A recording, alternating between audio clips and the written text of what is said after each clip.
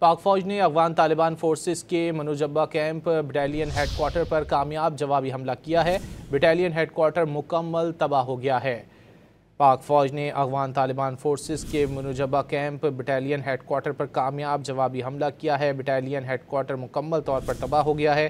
مزید جانتے ہیں ڈان نیوز کے پشاور کے بیورو چیف علی اکبر خان سے۔ علی اکبر، کیا تفصیلات ہیں اس کارروائی کی؟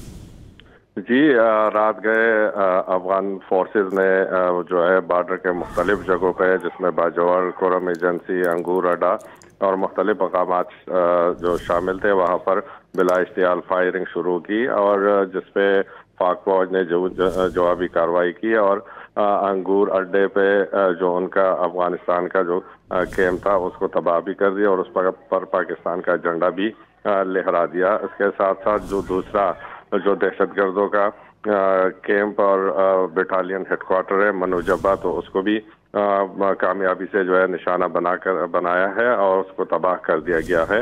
اور اسی طرح پاک فوج نے جو افغان فورسز کے جو لوگ تھے تو ان کو جو ہے پکڑا بھی ہے، اور بھارت کی طرح ان کو بھی جو ہے چائے پلائی ہے، اور اسی طرح مختلف جگہوں پر جو ہے ان کو